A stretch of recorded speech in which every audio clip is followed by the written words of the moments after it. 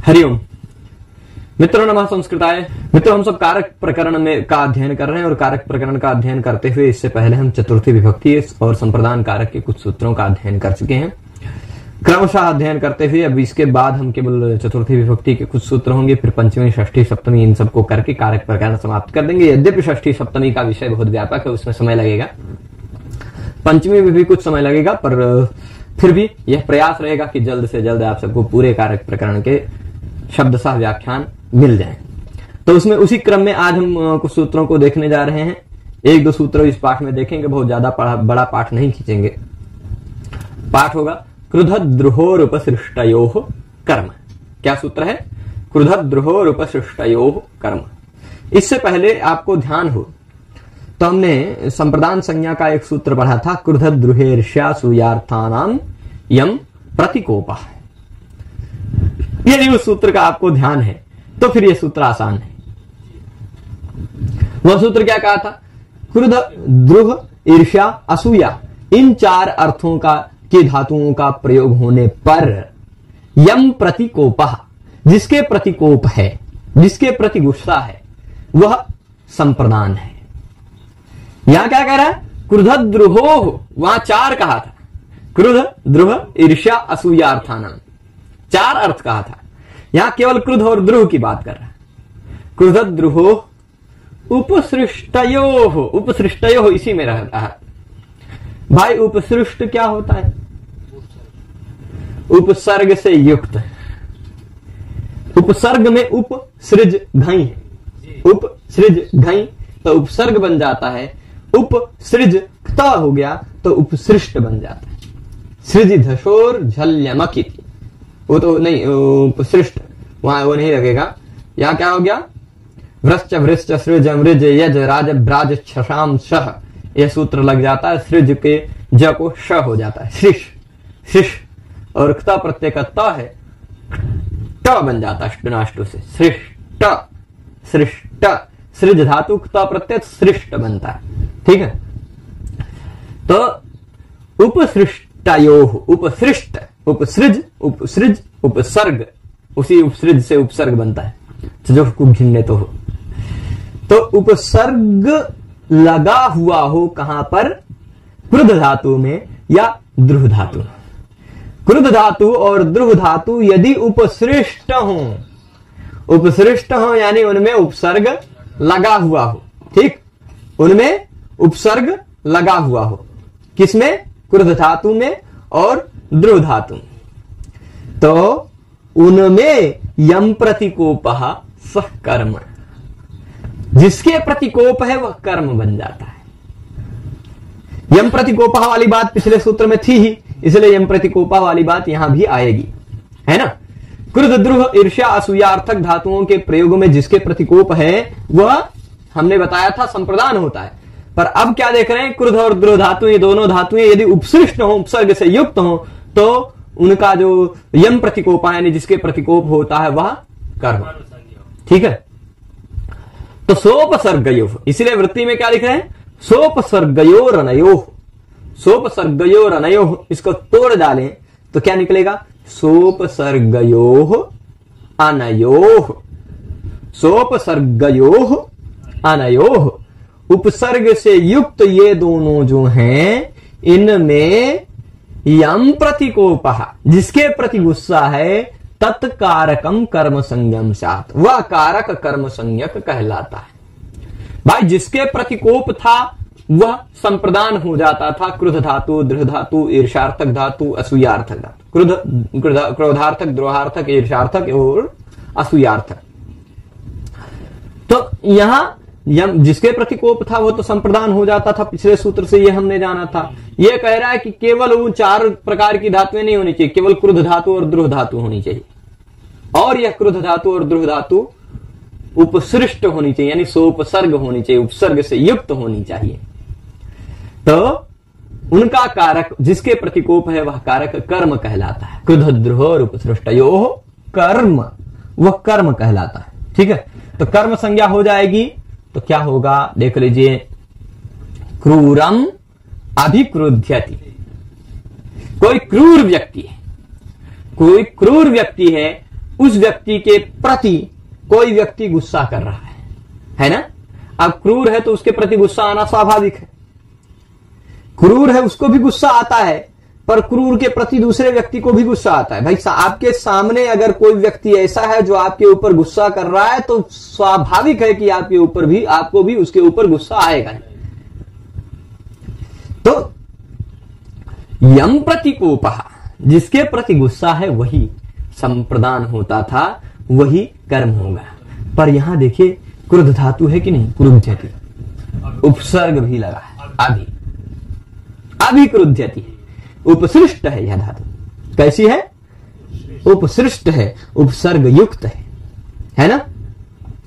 तो क्रुद्ध धातु, ध्रुव धातु ये उपसृष्ट हो, उपसर्ग से युक्त हो, तो फिर इनमें कर्म संज्ञा हो जाएगी।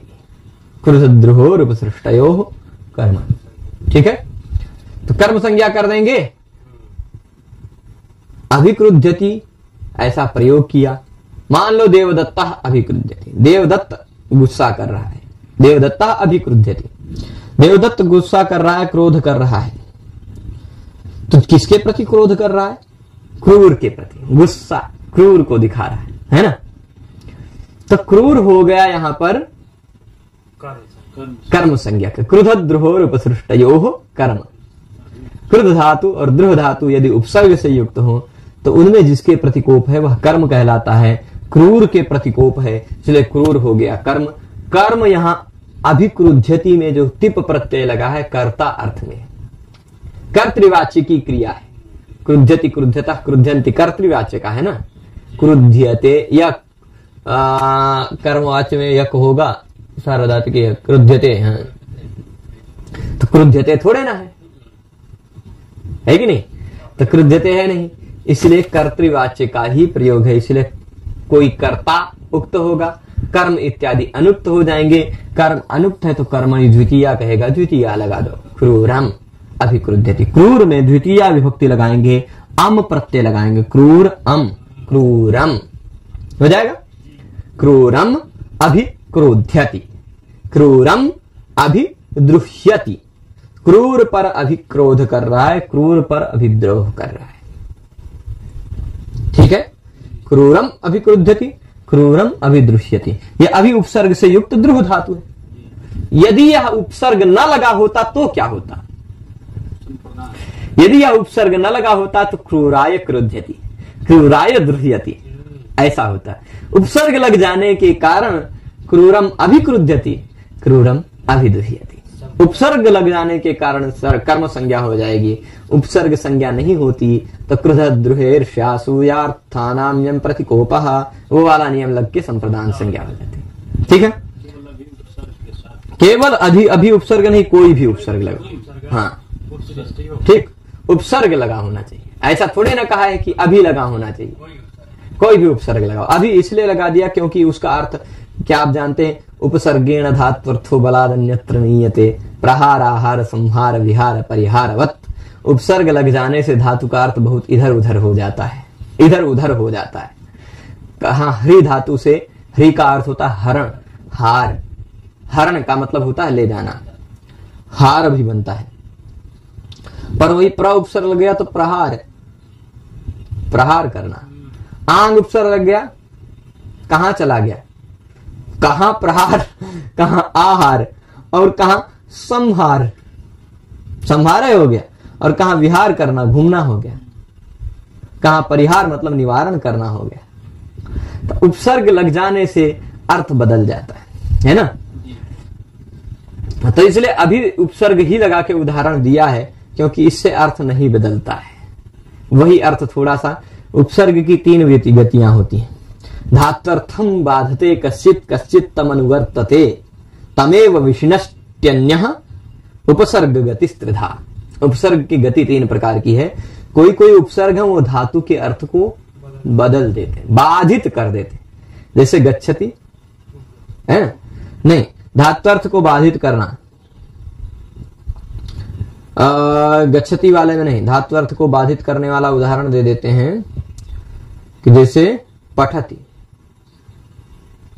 तो उसमें कोई ऐसा उदाहरण दे देंगे दुष्पठति, या निर्पठति, ऐसा कुछ होते हैं ना उपसर्ग, वो उपसर्ग के अर्थ को बाधित कर देते हैं।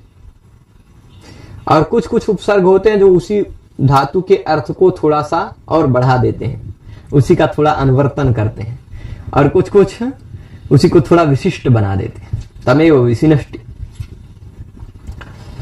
तो यह उपसर्ग हो जाएगा, अभी उपसर्ग और भी उपसर्ग होगा, उपसृष्ट रहेगा तो कृतद्रुह उपसृष्टयो कर्म से कर्म संज्ञा ही होगी। आगे एक अग्रिम सूत्र देख लेते हैं इस पाठ में, एक ही सूत्र और देखेंगे। राधिक्षोर यस्य विप्रश्न, संप्रदान संज्ञा का यह भी सूत्र है। ये राध धातु हो और ईक्षी धातु, राधि राधि और ईक्षी, राधि ईक्षी है ना। तो राध धातु ईक्षी धातु, इन दोनों धातुओं का प्रयोग होने पर यस्य विप्रश्न, जिसके विषय में विविध प्रश्न किया जा रहा है। विप्रश्न मतलब विविध प्रश्न, यस्य मतलब जिसके विषय, जिसके विषय में विविध प्रश्न किया जा रहा है, सह संप्रदानम, ये वह संप्रदान कहलाता है। कौन संप्रदान कहलाता है? राधिक्षोर यस्य विप्रश्न, राध धातु का प्रयोग होने पर, ईक्ष धातु का प्रयोग होने पर, यस्य विप्रश्न, जिसके विषय में विविध प्रश्न है, वह संप्रदान कहलाता है। जिसके विषय में प्रश्न है, यस्य विप्रश्न, ठीक है। तो अब देखिएगा, एतयोः प्रकारकम संप्रदानम स्यात्। एतयोः यानी कयोः, राधिक्षयोः, राध और ईक्ष धातु, राध और ईक्ष धातु का जो कारक है वो संप्रदान कहलाता है। यदि यो विविधा प्रश्न क्रियते, जिसके विषय का विविध प्रश्न किया जा रहा है, विप्रश्न किया जा रहा है, विविध प्रश्न, ठीक, जिसका विविध प्रश्न है वह संप्रदान कहलाता है। जैसे कृष्णाय राध्यति, कृष्णाय ईक्षते। राध्यति मतलब क्या होता है? राध्यति मतलब राध साध संसिद्ध, संसिद्ध करना, देखना, या ईक्षते, ईक्षते मतलब होता है देखना। आप जानते हैं पहले के समय में लोग कुंडली देखते थे, पहले के समय में ज्योतिष देखते थे, जन्म तारीख बता दिया, तुरंत उस समय की ग्रह स्थिति देखी, हाँ ठीक, ग्रह स्थिति देख के पूरी परिस्थिति समझ गए, फिर देखेंगे हाँ इसका यह हो सकता है। तो अब जब राध्यति उस अर्थ में प्रयुक्त होता है, देख के बताने अर्थ में, देख के बताने के अर्थ में। उसी तरह ईक्षति, ये भी धातु क्या होता है? ईक्षति, उसका भी अर्थ होता है देखना। देखना मतलब भाई वो भी वही अर्थ लिया जा सकता है, भाई कुंडली देख रहे हैं, देख रहे हैं मतलब वही बात है ना, पर्यालोचन करना। तो यहां पर क्या है, राध धातु का और ईक्ष धातु का प्रयोग है, जिसके विषय में विविध प्रश्न है। जैसे कृष्ण भगवान का जब नामकरण संस्कार करना था तो गर्ग नामक ऋषि आए हुए थे। गर्ग ऋषि आए थे, उन्होंने गर्ग से पूछा,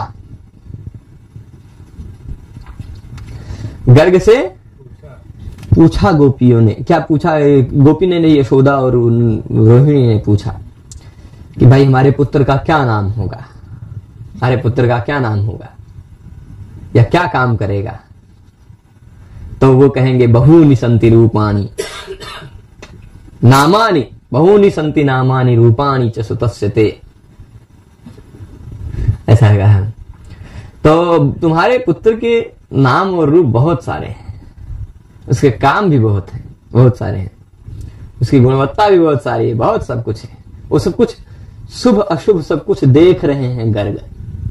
अब किसके विषय में प्रश्न पूछा गया था? कृष्ण के विषय में, कि इसका क्या होगा, ये क्या करेगा, है ना। बचपन में क्या पता कौन क्या करेगा। तो कृष्णाय राध्यति, कृष्ण के विषय में देख रहे हैं, कृष्ण के विषय में ईक्षते, देख रहे हैं। राध्यति ईक्षते दोनों अर्थ। तो तात्पर्य क्या है? पृष्ठो गर्गः, यहां देख लीजिए लिखा, पृष्ठो गर्गः शुभाशुभम पर्यालोचयति इत्यर्थः।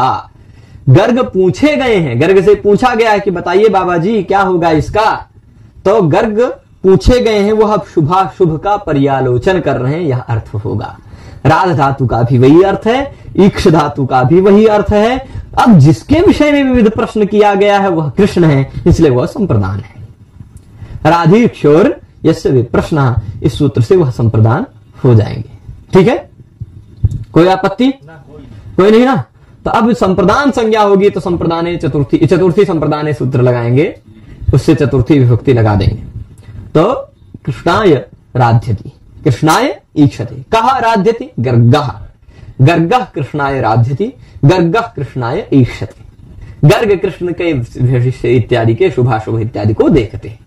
तो यह राध्यति ईक्षते, राधिक्षोर प्रश्न सूत्र में भी आपको राधि दिखाई पड़ेगा, ईक्ष दिखाई पड़ेगा, उदाहरण में भी राध्यति ईक्षते दिखाई ही पड़ेगा। ये दोनों धातु का प्रयोग होगा तभी यह सूत्र लगेगा। जिसके विषय में विविध प्रश्न किया जा रहा वही संप्रदान होगा। संप्रदान होगा तो संप्रदान चतुर्थी है ना, चतुर्थी संप्रदान वो उससे सूत्र से चतुर्थी, दोनों चाहे संप्रदान चतुर्थी कहें चाहे चतुर्थी संप्रदान कहें, बात एक। चतुर्थी संप्रदान से चतुर्थी विभक्ति लगा काम चला लेंगे। ठीक है, इस सूत्र से संप्रदान संज्ञा, चतुर्थी संप्रदान चतुर्थी विभक्ति। ठीक है, इसके बाद के जो प्रश्न है प्रत्यांभ्याम श्लोक पूर्व से कर्ता अनुप्रतिग्रहणश्च, ये सारे सूत्रों को हम अग्रिम पाठों में देखेंगे। आज के इस पाठ में इतना ही रखते हैं। आप सभी लोग पूरे पाठ में प्रारंभ से अंत तक जुड़े रहे, उसके लिए आप सभी को बहुत बहुत धन्यवाद। फिर मिलेंगे आप सबसे अग्रिम पाठ के साथ, उसके लिए धन्यवाद। नमः संस्कृताय।